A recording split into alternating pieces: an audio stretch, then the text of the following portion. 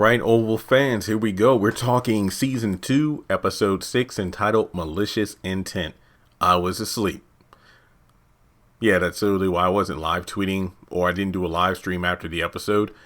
I'm going to be upfront. This wasn't a bad episode, but at the same time, it had its moments now. Don't get me wrong there, and I'll get to that later in the video, but it did have some good moments, but I didn't really think that from the episode itself. I don't think you should expect like a bunch of theory and discussion videos over the next week, just because the episode itself kind of felt like a bit of rehashing. I mean, sure, there was some exposition, semi setup for what's going to happen next, but overall, I don't think this episode really added much to what we've had in the previous 5 episodes. I feel like that's the best way to say it, but I still will give this episode a solid 8 out of 10, because like I said, it did have its moments. Some made me laugh, some made me go, oh snap, I can't wait to see where this is going. But like I said before, I don't think I'm going to be able to put out a bunch of Oval content this week, because there really aren't a lot of talking points. Now there are a couple, but that's about it. So before moving forward in the video, make sure you give it a thumbs up, hit the thumbs up button to like it. Hit subscribe, because we're at about 31% subscriber watch time. I'm trying to get that number up to 40 by the end of the month. So if you are a non-subscriber who frequently watches the content, please subscribe. Also hit the bell notification icon and select all. That way you don't miss out whenever I post content to the channel. And follow me on social media. Links are in the description below. So, malicious intent. Priscilla is basically telling Jason the reason that she's in his room, and that's the fact that they're a bit short-staffed right now. She semi-interrogates him about Jean. Basically, Jason's like, I don't know where she is. And then, thank goodness she mentioned the smell. That was one of my biggest complaints about the ending of the last episode. I'm like, nobody's going to mention the smell. I mean, the way Victoria sounded, it's was meant to seem very strong, where she smelled it while walking past Jason's room, and then Hunter and Victoria were in the room and Hunter mentioned the smell. So it's like to have Priscilla just walk all up in there after the body was removed that morning. You would think the smell would be more of a prominent topic. Like she walked in like, what the hell is that? It's almost like, she just walked into a locker room or smelled some funky sneakers, but no, she just walked in all casually last week, and I'm like, wait, what? But in any case, after they kind of have their back and forth about, where Jean is, that kind of stuff, it doesn't really come up, which is kind of interesting. So after that, she says, oh, I'm going to clean the bathroom. He's like, wait, don't go in there. And after that, we cut to the theme song, and we get Sam and Victoria sitting in the residency. Basically, Sam is apologizing for the situation about, her mother, that, hey, I'm sorry about your mother. But she also apologizes for her behavior, I suppose. But it's one of those things where you can tell the apology is basically her fishing for him to mention the situation that, Priscilla caught them in. So I feel like this scene was probably the scene where we had the most back and forth of, yes, ma'am. Because I remember saying something about this earlier. I think like a couple weeks ago, I mentioned, I'm like, you know what? Something I've noticed about season 2 of The Oval, there's been like a decrease in the amount of yes, sir, no, sir, sir, ma'am, no, sir, no, ma'am. But yeah, this scene kind of made up for it. But later on in the episode, Victoria says, no, call me Victoria. Yes, Victoria. So I guess the easiest way to put it is the fact that Victoria is simply flaunting her power. Sam wants to stand. She wants him to sit down. Hey, be the new head of my security. Where Sam is like, well, I'm currently the head of Secret Service. And Victoria's like, why, are you upset that it'll be a downgrade? No, it'll be honor. Technically, he's not incorrect about that, about the fact that he will be stepping down from one position of power to a lower one, even though he would be, with the first family. But at the same time, obviously, it has to do with Priscilla. So, also to jump ahead, because I actually recorded my trailer breakdown prior to doing this video, the episode review. So I forgot to mention that in the end credit trailer, it was mentioned that, Sam is talking to Priscilla, basically addressing her about the fact that Victoria wants him to be the lead of her security. And, Priscilla's like, hey, do what you got to do. So obviously she doesn't care. But in any case, here's something that's disappointing, because I feel like this solidifies the fact that we're not going to see Victoria's father this season. She tells Sam that because her father isn't feeling well, I don't know what that's about, she's the one who's going to be planning the funeral. So this really does have me thinking Maud's funeral is going to be something that's an afterthought. That's something that's going to be off screen. That's disappointing. It really is. But, she also asked Sam if, he has ever met her father. And I could be wrong about this, because I did watch the episode at double speed. But I do think Sam, I know of him. I've never met him, but I have read about him in books and whatnot. And again, correct me if I'm wrong. I'm sorry. But I think that's what he said. So after that, Jason is about to kick Priscilla out of his room. And it's interesting. The interesting part about this is he talks about, the fact that, oh, she's been having trouble with her boyfriend. How do you know that? She told me. Why would she tell you that? I don't know. We talk, here and there. It's like, oh, I could tell you really liked her. No, I didn't. Basically, he mentions how when Gail was in her trunk, she overheard a lot of what was being said. And it's almost like he's trying to throw the blame on Jean's murder on the boyfriend. It's like, yeah, he was talking really violently to her. Oh, okay. Yeah. All right. And then I think when Priscilla was about to leave, he kind of grabs onto Priscilla. When Priscilla was about to leave, Jason grabbed onto her shoulders like, hey, if you see Jean, when you see Jean, tell her, I'm sorry about, the whole boyfriend thing. And I think it was because he was like, don't tell Jean that I told you about it. And then Priscilla's like, take your arms off me and I will leave.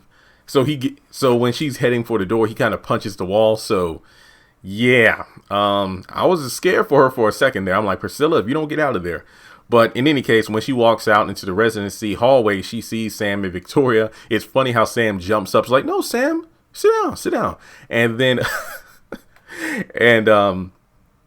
Victoria's like, what were you doing in my son's room? Is he in there? Yeah. And we're short staffed right now. We haven't seen Jean. The housekeeper. Oh, you mean the maid. So I'm like, oh shit, it's flaunting that bouginess around. And basically she wants some tea. It's like, no, give him a beer. No, give him a martini. He's like, ma'am, I'm on duty. She's like, no, what are you worried about being on duty for? You're looking pretty relaxed to me, Sam. Don't worry, Miss First Lady. I'll go and get your tea. Sam's like, oh Lord, this ain't going to end too good. So we go back to Richard's house, and Nancy is, in the kitchen, about to throw something away, and she finds the pregnancy test. And I know some people, after the preview for this week's episode last week, some people were giving Nancy crap about her ruining everything. Oh, Nancy just makes things worse. I don't blame Nancy in this situation. I don't really have anything to say negative about, man, Nancy just messed things up. No, she was in the kitchen throwing something away, noticed the pregnancy test. And again, her and Sharon are the only women in the house. So she obviously assumed, oh, she's pregnant. This is excellent. So I'm not really mad about Nancy, quote unquote, as some people would say, snitching on Sharon. So I'm not mad at her. I can't believe I'm saying that, but I honestly am not mad. After that, she calls down Barry, and he's shocked about what's happening. And Nancy's like, oh my God, maybe she was supposed to surprise you. I'm sorry. But, obviously, again, me and Sharon are the only women in the house. And it's obviously not me, even though you could argue it's like, well, you cheated on Dad before. Who said she didn't do it again? Bah! Barry! Anyway, so Barry's like, you know what? Maybe she did step out on me. It's like, what are you talking about? Well, remember, I drove up and her and Kareem were doing it on the on the counter at the pharmacy, but she loves you. Well, you love Dad. And she's like, don't make me hit you or disrespect me. I'm like, well, Nancy, and you got to admit, Barry, again, this is why I like this rare side of Barry, who's like, look, I understand Dad was gone for a few years or whatever. He got lonely. But at the same time, you could squash this by just telling us who the father is, because that's when he said, wait, do you not know who the father is? Like, you better not disrespect me more. And I'm like, well, he is. Barry was making a valid point. And again, it's rare that Barry, of all people, is the only logical one. So he wants to go down to the pharmacy to confront Sharon. But Nancy's like, look, can you please go to the funeral home with me to help arrange your cousin's funeral? Don't you mean my brother? Again, valid point there, Nancy. Don't try to sugarcoat it. So she also is like, look, Dad, Ma, I know it was a long time ago, and you're not the kind of woman who would get an abortion, but wait, that could be why Sharon didn't tell me about the baby, because maybe she's trying to get rid of it. So that's why he rushes down to the pharmacy. And Nancy was right to call him out for it. It's like, don't go down there to that girl's job starting no mess. I mean, this would be the third time he's done this. The first time he went and he fought Kareem. The second time is when he drove the truck through, and then he fought Kareem, and then Richard got shot. And now the third time, oh God, just don't go down there. But we know he's going to do it anyway based on the preview for next week. We briefly have Priscilla walking in on Richard and Frida kind of flirting in the kitchen, and she tells Frida, don't you have somewhere to go? Yeah, okay. And then Richard's like, you messing up my game. Oh, me and Frida having a good time. Just come here with this nonsense. What are you doing talking to her like that for? Oh, we got a date tonight. And Priscilla's like, Richard, come on, just please don't you have a wife? Well, this is none of her concern. It's like, well, look, I know you're going through a lot. Oh, so you know about the whole Pickett situation. Yes, I do. But I just don't think it's wise to date a co-worker. I mean, there's a lot going on around here. It's like, well, don't worry. Nancy ain't got to worry about it.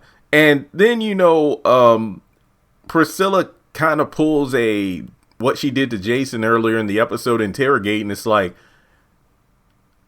no, I mean, it's not even the interrogation. It's just the fact that she's defending Nancy. I get that's your friend, but this, Lord, I know this is a touchy subject, not so much as the LGBTQ plus video I did last week about sisters, but this is why, what do they call it, is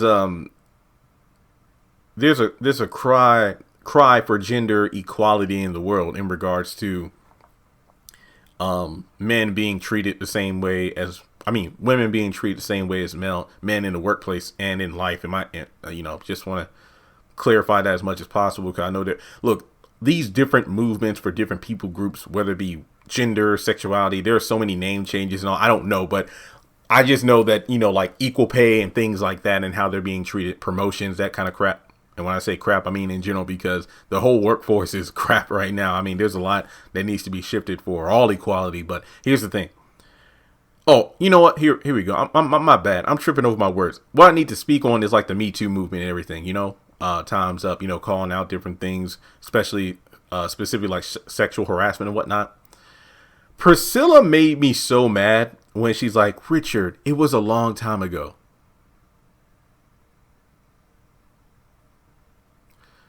So let's say, and I forgot the exact time frame they've been married, but I'm just going to, as my sister would say, guesstimate like 25, 30 years. Again, I don't know the exact timeline. I know that Picky and Barry in their early 20s. So obviously they've been married for 20 plus years. Let me just say 25 as a safe number.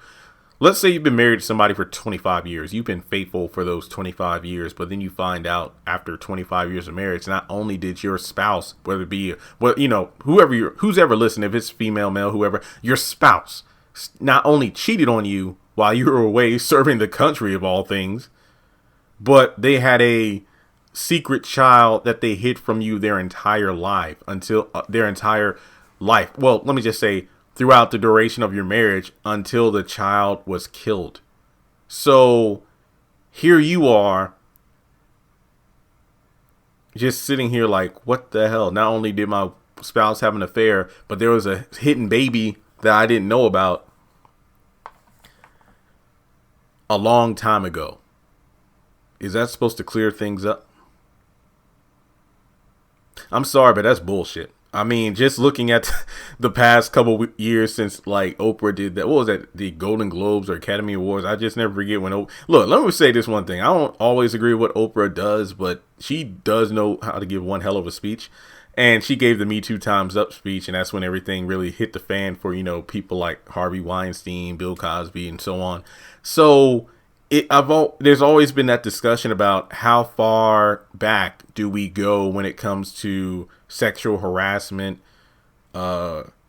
controversial tweets, YouTube videos, social media posts, And the list goes on. Yeah, I honestly should make this a full video, but I feel like this will give more meat to the episode review. So I honestly do not get the justification of, well, it was a long time ago, Richard. She loves you. Well, obviously she did. Not only would she have not cheated on me, but she wouldn't have hid a child from me, because just like it was stated when Barry confronted her in the kitchen, Mom, I know you love Dad. It was a long time ago. I mean, Barry is understandably understanding of the situation, given the fact that he wasn't there for it. So he's not going to be as attached to as Richard is, obviously, because he loves both his parents. He wants to see them happy. But the thing is, it just doesn't make sense to me how people can just undercut Richard being hurt. I feel like if nothing else, Richard isn't only the victim because he was the one cheated on, but I don't feel like anybody gives a crap about how Richard feels about this. That's just my opinion. So, look, I didn't mean to spend this long on that particular thing, but this was the one thing that really plucked my nerve during the episode. So, Richard's just asking, oh, it doesn't matter. Even if you knew who the father was, you wouldn't tell me anyway, Richard. And I think he probably has a point there. But I love the fact that he's like, wait, I hired you. I had seniority over you, and you're going to question me about what I'm doing? No, I'm not the enemy here. Well, yeah, sure, not acting like a friend. Hey, well, do me a favor. What's that? Find out from Nancy who the father is. And then he up and leaves because, oh, I'm sorry. I meant to say this a couple seconds ago when I mentioned Barry. And it's like, he has a point. If you want to just squash whatever's going on, Mom, just tell Dad who the father is. It's as simple as that. I can't do it. Yeah, whatever. I don't think this was a good way to write that particular storyline, because it must be the shock of, oh, the father is who? I mean, I feel like there's really not enough breadcrumbs in this storyline to have me intrigued for me to want to follow the trail. I'm just sitting up here about her justification for not telling who the father is makes no sense, and Richard is having a breakdown as a result, but she doesn't seem to care. It's out in the open that you had a secret baby and you had an affair. Why not say who it is? Again, I think that's bad writing. So anyway, we got Kyle calling Donald, and he says that the job is done. So I believe he's referencing Jean's body has been taken care of, and unlike the Denise thing, it has been taken care of. I don't believe it, but we'll just have to wait and see. Apparently Diane is being watched. She's just at home, no phone calls or nothing like that. She's just chill. Donald's like, you know what? I'll try to call her up later. And Kyle's like, are you sure you should do that? It's like, don't worry, I'm quite persuasive. And apparently Kyle is outside of Donald's. He says, yeah, I'm there to get some lunch, and I'm just going to drop some more things off. And he walks into the house going on about, hey, we can't just be having sex. I want to have a full-on relationship. It's like, look, we'll talk about it when you get back. Do you miss me? No, I'm not saying that. I'm saying when you get back to the White House, we can talk about it. So then it turns out, is that my husband you're talking to? Lily's back home. Kyle's freaking out. And my favorite part about it is the fact that Lily already has Kyle's stuff in a black heavy-duty trash bag. Same bags I use, actually. Get them for a great deal on Amazon. Hefty, hefty, hefty. So Kyle is just pissed off about, what are you doing here? Who did you talk to? It's like, wait, do you think I talked to the feds? I mean, wouldn't you know if I did that, Kyle? So Kyle is just pissed off. So he takes his shit and he just leaves. I just love the fact that he picks his bag back up off the ground that he dropped. And then Lily's like, oh, don't forget your trash bag. All I could think about, wasn't that Lil Wayne song? It's like, little duffel bag boy, I'm good, yeah, duffel bag boy. That's literally Kyle just walking outside with the bag between his legs, because he's effed up right now. I was here to have a good lunch. I was going to go back to work, talk to my boo so we can be exclusive, and then this heifer's back in the house. So he calls the White House. Alan tells him that, hey, Donald's with the president right now. Can I leave a message? No, it's good. I'm on my way back now. All right, so Bobby and Max are kind of, they're both tending to their gunshot wounds. And, long story, not much to say in this scene. They basically explain how they both got shot, how they both were in league with Kyle at one point. Max doesn't trust Bobby because of the fact that he was hired by Kyle. But Bobby explains, like, look, we were both screwed over. We were both in the military, Secret Service together. We kind of hooked up in our 20s. And yeah, things just aren't good between us now. And after Bobby puts his gun down, he just says, and Max does the same. He's like, look, we're on the same team. You don't like me. I don't really know you or like you either, but we need to work together to take Kyle down. So after that, we go over to Donald and Hunter. And this was probably one of my favorite scenes of the episode. So Hunter, is still hung up over the fact he has terrible kids and the fact that, hey, my son is, awful, and my daughter, I have no idea where she is right now. And he just talks about how he wants the niece because Donald's like, sir, if there's anything I can get for you, anything you need at all, just let me know. I need the niece, sir. Basically, it comes down to the fact that he feels powerful. And that honestly was a well-written scene because you see a little bit of the vulnerability of Hunter and the fact that this is honestly going back to Me Too and whatnot. A lot of these men who get caught up in these cases like this, it's because they kind of prey on the weak and the people who they know they flaunt their power around. I mean, as Jason said, used to spit on her and piss on her and she'd laugh. So he's like, being president really doesn't mean shit because I'm just a puppet for Victoria's parents. So Donald was like, well, sir, why don't we select new members of the cabinet, go to a few of these meetings so you can gain power. What does he do? He gets on the phone. I'm like, oh, yeah, okay. He's probably going to schedule a meeting right now. I'm like, that's what I'm talking about, Donald. Let's get the president doing some presidential shit so we can actually take him a little bit more seriously. He calls Ellie. I'm like, oh, I love Donald in this scene because Donald was the audience. I was sitting there saying the same thing. Are we really going through this again? So he kicks Donald out. Ellie comes in. He notices the bruise on her forehead, which we know is from Alan, but she covers it up saying, look, I was texting and I walked into a door. I know it's embarrassing, hence why I tried to cover it up with my hair. And he's like, I want some head. No, this is on my terms. I'm not your whore. And after that, Donald comes into the White House. I ain't talking Donald Trump either, but Donald just comes to the White House, grabs Ellie and kicks her ass out because, look, sir, we are not doing this again. We're going to avoid any more scandals. And this dude, I ain't going to lie. I was waiting for Hunter's like, are you talking to me like that in that tone? Because usually he's quick to cut off Donald if he's being quote unquote cute or sassy or sarcastic. But no, Donald's like, you're going to get up. We're going to go to the cabinet. We're going to go to a meeting right now. I'm like, well, damn, Donald, that's what I wanted to. Too bad we didn't see it. But well, then again, this is being filmed during the pandemic, so I figured we probably wouldn't have a room with like a bunch of people. But at the same time, that's what I wanted to see. Get your ass up and go to a meeting. And he's like, fine, let me zip up my pants because I don't want to embarrass the cabinet. I'm like, yeah, that's right, Hunter. Get your ass up.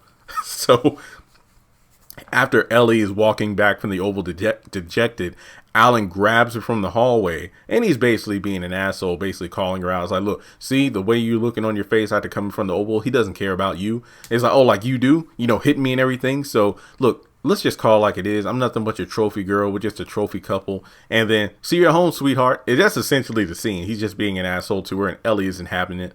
So, I mean, well, to be fair, I can see why. I mean, not only was she treated like a whore by the president, she was thrown out of the Oval like a whore by Donald, and now Alan pulled her to the side like she's a whore in the street. So honestly, Ellie should just take Victoria's advice and get the hell out of there. That's honestly what she needs to do. So we get over to Sam and Victoria, and like he said, man, we've been talking for over an hour. And he's like, yeah, we've been talking over. Where's my damn tea? I'll go down to the kitchen and check on it. So when he leaves, she's checking him out as he leaves because she mentions, call me Victoria, not ma'am. Okay, Victoria. So we go over to the kitchen and these two, when was the last time we've seen Richard and Sam together in person? I can't remember. It's been quite a while, but basically, I think, wasn't it when Richard was in the hospital? I think. But in any case, he's rushing down to the kitchen. Hey, where's the tea? Where's the tea? Where's Priscilla? I haven't seen her. The first lady needed tea. Oh, she made a pot of tea right there. Sam grabbed that pot of tea and just jumped in the sink. No, clean this out thoroughly and please make a new one right away. Oh, yes, I got it. It's like he gives him a fist bump. Yeah, brother. It reminds me of Living Single, Kyle and Overton. Watchdog, Bow Wow. Because it's funny how they're both messing around with women in the White House. Sam and Victoria and Richard and Frida.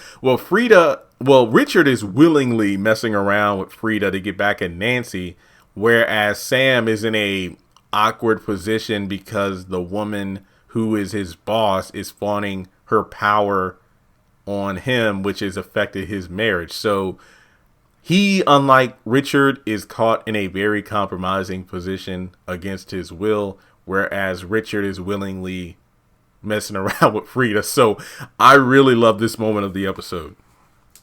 All right, so Kyle gets back to the White House, reveals that Lily is back, and the fact that, hey, I can't kill her because I don't know if she's talked to the feds or anything like that. And Kyle rightfully calls out Donald because for whatever reason, Donald, I'm not going to say he hasn't given 2 Fs this season, but he's been so chill. You look back at season 1, he was running around like a chicken with his head cut off. He was like, it's like this crazy ass president. I'm dealing with, my wife and everything. But this episode, I feel like Donald was the one who was really like a semi MVP because he was on top of things. But basically, he is told that, again, Jean's body has been dealt with, and he gets a phone call from it's funny because in the midst of the conversation about Jean, Alan walks in and is like, sir, your wife's on line 3. And then Lily's like, hey, I'm back at home, but here's the thing. I want no contact with Kyle. I don't want him around me at all. Also, I don't want you to help me anymore with my career. This is all I have. Because I believe that she said that half of the house she paid for as well. So it's not like she wants any kind of flaunting of power. So I don't believe we're going to see Lily as the first lady's fashion designer in the near future because she quit in season 1. And after that, Kyle is saying that, sir, this is a setup. It's a setup. And Donald doesn't buy it. And Lily said she'll play the game. Then the final scene, Alan walks in as Donald and Kyle are kissing. So overall, even though this episode didn't really have too much to offer, I still enjoyed it because honestly, this video is about 30 minutes long, which tells you I had a lot to say about it. But kind of like what I mentioned towards the beginning, I don't really think I have too many breakaway videos to do. I might talk about the attractive therapist that Jason's going to see. I really don't need to talk about the Sharon and Barry baby. I've already done enough videos on that. Plus, there really wasn't much to talk about in this episode anyway. I feel like Priscilla is a bit annoying in the fact that she's always in everybody else's business, but when somebody tries to legitimately help her out of concern, she doesn't want to talk about what's funky in her closet. So, but she is fine. I just love her acting's on point. I just think the character can be a bit annoying at times, but I don't know. So let me know your thoughts in the comment section below. What did you think of the episode? Do you agree with my score of an 8 out of 10? Like I said, it probably would have been like more of a 6, but it did have the enjoyable moments such as Donald grabbing Hunter and taking him to a meeting, kicking Ellie out of the White House, Sam when he was interacting with Richard in the kitchen. So it did have its ups. It just felt like a basic episode. But with that being said, that's all I got for this one. Just make sure if you want to donate to the channel, you hit me up on PayPal or Cash App. And with that being said, I'll talk to you soon.